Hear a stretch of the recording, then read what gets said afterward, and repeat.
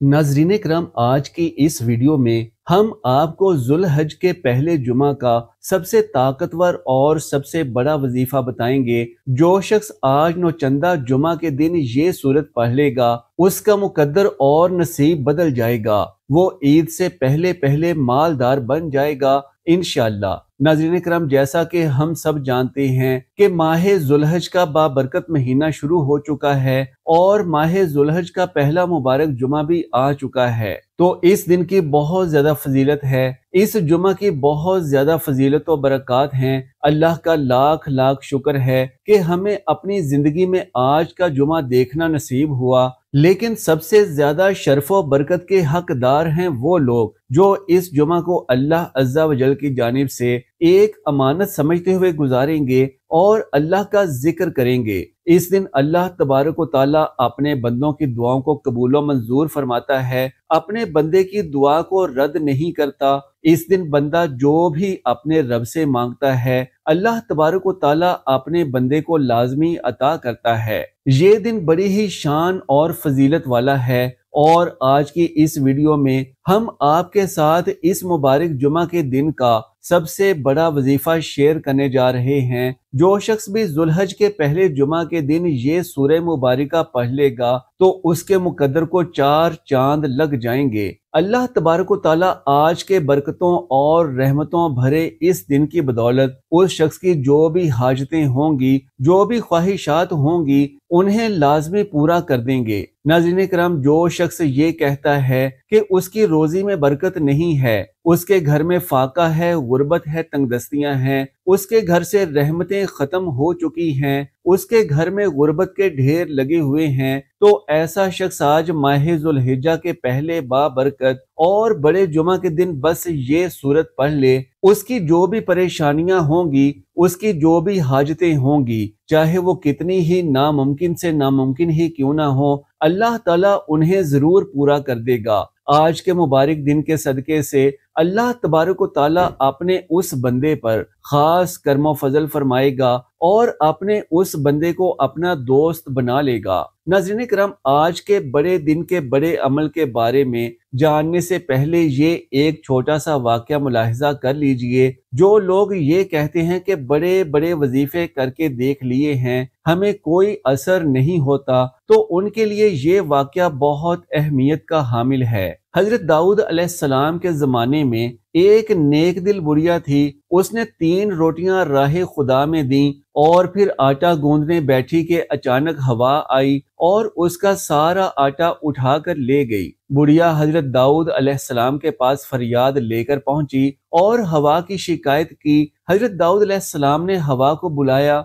और पूछा कि तुमने इसका आटा क्यों उड़ाया। हवा ने अर्ज की कि हवा के फरिश्ते से पूछिए। दाऊद अलैहिस्सलाम ने उसे बुलाया और उससे पूछा तो उसने अर्ज किया खुदा से पूछिए। जब अल्लाह से पूछा तो अल्लाह ने फरमाया, ए दाऊद, समंदर पर एक कश्ती पर बड़े बड़े ताजिर जा रहे थे कि अचानक उनकी कश्ती में एक चूहे ने सुराख कर दिया और कश्ती को डूबने का खतरा पैदा हो गया। तो मैंने हवा को हुक्म दिया कि वो ये आटा उड़ाकर कश्ती में डाल दे ताकि वो लोग इस आटे से सुराख बंद कर लें। चुनांचे उन्होंने इसी आटे से सुराख बंद किया और बसलामती किनारे पर पहुंच गए। ए दाऊद, उन कश्ती के ताजरों से उनके सारे माल का तीसरा हिस्सा इस बुढ़िया को दिलाओ। चुनांचे दाऊद अलैहिस्सलाम ने ऐसा ही किया और उनकी जानिब से 300,000 दिनार का माल बुढ़िया को मिला।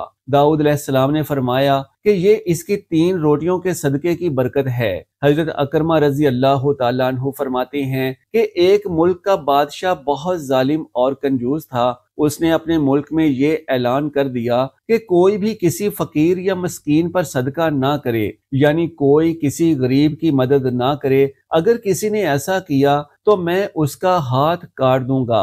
ये सुनकर लोगों में सनसनी पैदा हो गई। अब हर कोई सदका देने से डरने लगा। एक दिन एक फकीर मजबूर होकर एक औरत के पास आया और कहा कि अल्लाह की रजा की खातिर मुझे कुछ खाने को ला दो। तो वो औरत बोली, हमारे मुल्क के बादशाह ने ऐलान किया है कि जो किसी फकीर या मस्कीन को सदका देगा मैं उसका हाथ काट दूंगा। फकीर ने कहा, तुम मुझे अल्लाह की रजा की खातिर कुछ खाने को दे दो। औरत को उस फकीर पर बहुत तरस आया اور اس نے بادشاہ کی ناراضگی اور سزا کی پرواہ کیے بغیر اللہ کی رضا کے لیے اس فقیر کو 2 روٹیاں دے دیں۔ فقیر دعائیں دیتا ہوا وہاں سے چلا گیا۔ جب بادشاہ کو یہ پتا چلا کہ فلاں عورت نے 2 روٹیاں صدقے میں دی ہیں تو وہ سخت ناراض ہوا اور پھر اس نے اس عورت کے ہاتھ کٹوا دیے اور اسے شہر سے باہر نکال دیا۔ اس عورت کا ایک شیر خوار بچہ بھی تھا جسے اس نے اپنے کندھوں پر سوار کر لیا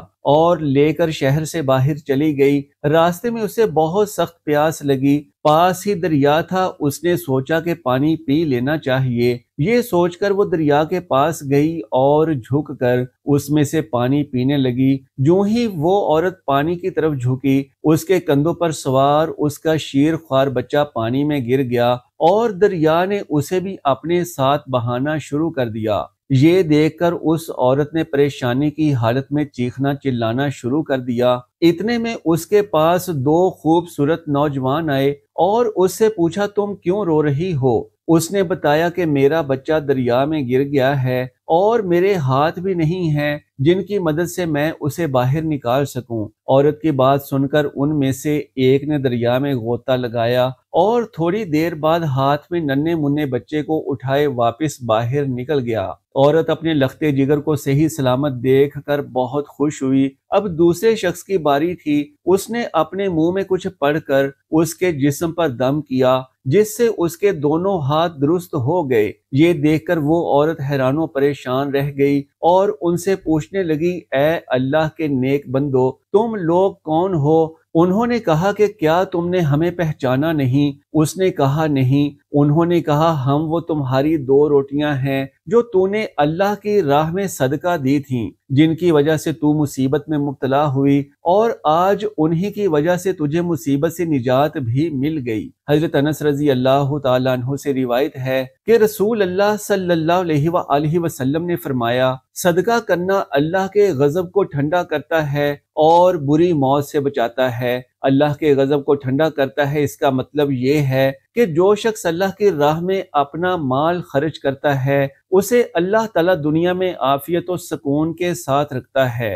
اور اس پر بلائیں نازل نہیں کرتا، بری موت سے بچاتا ہے۔ اس کا مطلب یہ ہے کہ صدقہ و خیرات کرنے والا موت کے وقت بری حالت سے محفوظ رہتا ہے، یعنی نہ تو اسے شیطان اپنے وسوسوں میں مبتلا کر پاتا ہے اور نہ ہی وہ شخص کسی ایسی سخت بیماری اور تکلیف میں مبتلا ہوتا ہے جس کی وجہ سے وہ ضبط کا دامن چھوڑ کر کفر و کفران کے دلدل میں پھنس جائے۔ حاصل کلام یہ ہے کہ اللہ کی خوشنودی اور رضا کی خاطر اپنا مال و زر خرچ کرنے والا خاتمہ بالخیر کی ابدی سعادت سے نوازا جاتا ہے، تو اس کے ساتھ ہی ساتھ اس کی دنیا بھی سنور جاتی ہے۔ لہٰذا جب بھی کوئی وظیفہ یا کوئی عمل شروع کریں تو اپنی حیثیت کے مطابق 10، 20، 50 یا پھر 100 روپے کسی غریب کی مدد کر دیا کریں تاکہ آپ کے اس وظیفے میں تاثیر پیدا ہو سکے، اللہ عز و جل کی خوشنودی اور رضا آپ کو حاصل ہو جائے، تو پھر آپ کا ہر ایک عمل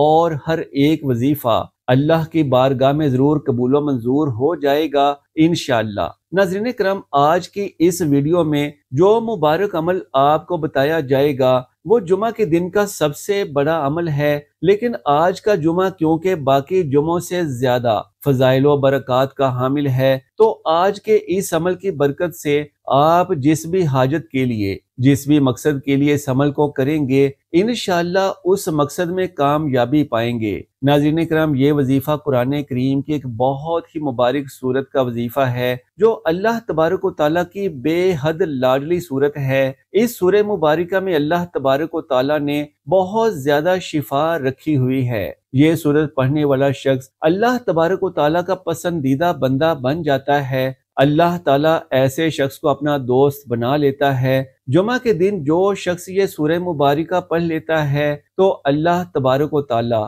اس کی 7 نسلوں کو آباد کر دیتا ہے، اس کے گھر میں بے تحاشا رزق اور دولت عطا فرماتا ہے، اس کا گھر اپنی نعمتوں اور برکتوں سے مالا مال فرماتا ہے۔ ناظرین کرام، اب آپ کو یہ بھی بتاتے ہیں کہ وہ مبارک سورہ مبارکہ کون سی ہے اور آپ نے کس طریقے سے اس کا وظیفہ کرنا ہے، تو جان لیجئے کہ وہ سورہ مبارکہ سورہ مزمل ہے، اور یہ سورہ مبارکہ قرآن کریم کی بہت زیادہ عظمت والی سورت ہے۔ اللہ تبارک و تعالیٰ نے اس سورہ مبارکہ کو بہت زیادہ شان سے نوازا ہے۔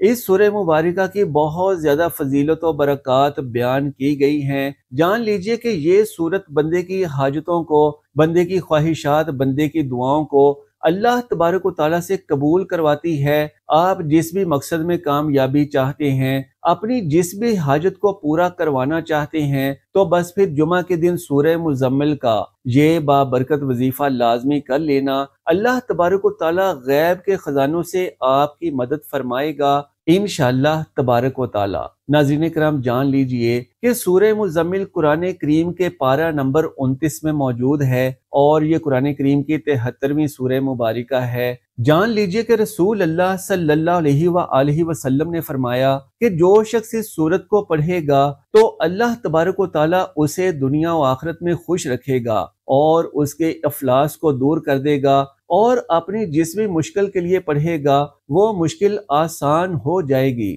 نبی کریم صلی اللہ علیہ وآلہ وسلم نے فرمایا کہ جو شخص اس سورہ مبارکہ کو مصیبت کی حالت میں پڑھے گا، اللہ تبارک و تعالیٰ اس شخص کی مصیبت کو دور کر دے گا۔ لہٰذا سورہ مزمل بہت زیادہ برکتوں اور فضائل والی سورت ہے۔ بے شمار لوگ اس سورہ مبارکہ کا عمل کرتے ہیں اور بے تحاشا فوائد پاتے ہیں۔ جان لیجئے کہ یہ سورہ مبارکہ ہر قسم کی پریشانی کے لیے، ہر قسم کی مشکل کے لیے بہت زیادہ مؤثر سمجھی جاتی ہے۔ یعنی اس سورہ مبارکہ کی تلاوت کرنے سے اللہ تبارک و تعالیٰ اپنے بندے کی ساری پریشانیوں کو دور فرما دیتا ہے اور اس پر اپنی نظر رحمت فرماتا ہے۔ اچانک اگر کسی کے رزق میں کوئی رکاوٹ آ گئی ہو، اگر کوئی ایسا مسئلہ ہو گیا ہو کہ جس کا حل نہیں مل رہا، جو بظاہر ناممکن نظر آ رہا ہو، تو اس شخص کو چاہیے کہ وہ اس سورہ مبارکہ کو پڑھے۔ اس سورہ مبارکہ کے کمال دیکھ کر وہ خود حیران رہ جائے گا۔ اللہ تبارک و تعالیٰ اپنی رحمت سے، اللہ تبارک و تعالیٰ اپنے کرم سے اس شخص کے ہر مسئلے کو فوراً ختم کر دے گا۔ ناظرین کرام اس سورہ مبارکہ کے بہت زیادہ عملیات و وظائف ہیں جن کو کر کے بہت زیادہ برکتیں حاصل کی جا سکتی ہیں۔ جان لیجئے کہ آج کا ہمارا یہ عمل بہت زیادہ طاقتور اور برکت والا عمل ہے، اور اس عمل کو آپ نے خاص جمعہ کے دن عصر کی نماز کے بعد کر لینا ہے۔ اس عمل کو کرنے کا ایک خاص طریقہ ہے جو کہ آپ کو آج کی اس ویڈیو میں بتایا جائے گا۔ ناظرین کرام جان لیجئے کہ جب آپ جمعہ کے دن عصر کی نماز ادا کر لیں گے تو آپ نے نماز کے بعد اسی جگہ پر بیٹھ کر سورہ مزمل کا یہ عمل کر لینا ہے۔ جان لیجئے کہ آپ نے سب سے پہلے اس عمل کا آغاز درود پاک سے کرنا ہے، یعنی آپ نے سب سے پہلے 11 مرتبہ درود پاک پڑھ لینا ہے، اور درود ابراہیمی یعنی جو درود نماز میں پڑھا جاتا ہے وہی درود پاک پڑھنا ہے۔ ایک مرتبہ ثواب کی نیت سے ہمارے ساتھ بھی پڑھ لیجئے۔ اللہم صلی علی محمد وعلی آل محمد کما صلیت علی ابراہیم وعلی آل ابراہیم انک حمید مجید۔ اللہم بارک علی محمد وعلی آل محمد کما بارکت علی ابراہیم وعلی آل ابراہیم انک حمید مجید۔ جان لیجئے کہ 11 مرتبہ درود ابراہیمی کو پڑھنے کے بعد آپ نے اس سورت یعنی سورہ مزمل کو پڑھ لینا ہے۔ جان لیجئے کہ آپ نے سورہ مزمل کو 7 مرتبہ پڑھ لینا ہے، لیکن اس سورہ مبارکہ کو آپ نے اس طریقے سے پڑھنا ہے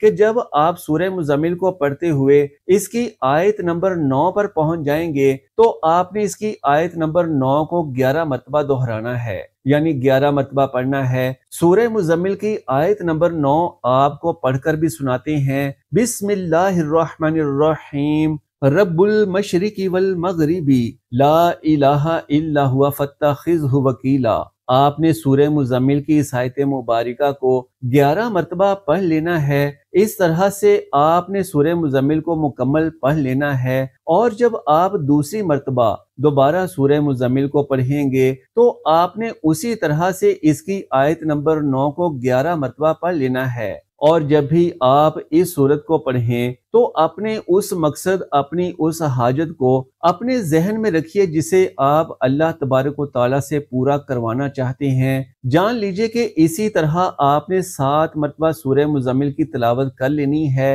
اور ہر مرتبہ جب آپ آیت نمبر 9 پر پہنچیں گے تو آپ نے اس آیت کو 11 مرتبہ دہرانا ہے۔ جب آپ سورہ مزمل کو 7 مرتبہ پڑھ لیں گے تو آپ نے آخر میں پھر سے 11 مرتبہ درود ابراہیمی کو پڑھ لینا ہے۔ جیسے کہ آپ نے شروع میں پڑھا تھا، اس عمل کو آپ نے پورے یقین کے ساتھ کرنا ہے، سچی نیت کے ساتھ آپ نے اس عمل کو کر لینا ہے، اللہ تبارک و تعالیٰ کی رحمت سے با امید ہو کر کرنا ہے۔ یہاں پر ایک اور بات کا بھی خیال رکھنا ہے کہ دوران عمل آپ نے کسی سے بھی کوئی بات نہیں کرنی، آپ نے پوری توجہ کے ساتھ اس عمل کو کرنا ہے۔ انشاءاللہ اس عمل کو کرنے کی دیر ہے کہ آپ کی جو بھی حاجت ہوگی، چاہے وہ کتنی ہی بڑی کیوں نہ ہو، چاہے ناممکن سے ناممکن ہی کیوں نہ ہو، اللہ تبارک و تعالیٰ پلک جھپکتے ہی اس کو پورا فرما دے گا۔ آپ کی جو بھی پریشانیاں ہیں، آپ کے جو بھی مسائل ہیں، جو بھی مصیبتیں ہیں،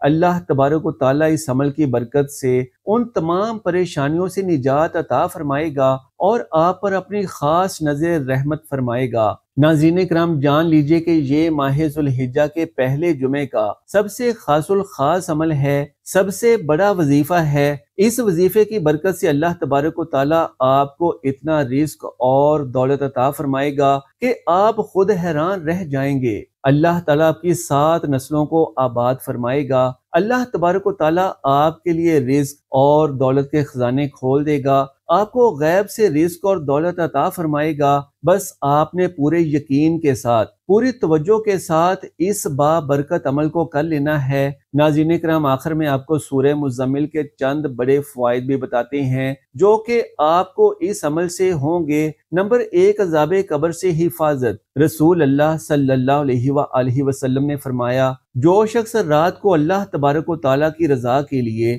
سورہ مزمل کی تلاوت کرے گا وہ عذاب قبر سے محفوظ رہے گا۔ نمبر 2، گناہوں کی معافی۔ جان لیجئے کہ سورہ مزمل کی تلاوت اللہ تبارک و تعالیٰ سے اپنے گناہوں کی معافی مانگنے کا بہترین ذریعہ ہے۔ پیارے آقا صلی اللہ علیہ وآلہ وسلم نے فرمایا، سورہ مزمل پڑھا کرو کیونکہ یہ ایک ایسی سورت ہے جو قیامت کے دن اپنے پڑھنے والے کی شفاعت کرے گی، یہاں تک کہ اس کی بخشش ہو جائے گی۔ سبحان اللہ۔ نمبر 3، غربت سے حفاظت۔ جان لیجئے کہ سورہ مزمل کی تلاوت غربت اور تنگ دستیوں سے محفوظ رکھنے کا ایک بہترین طریقہ ہے۔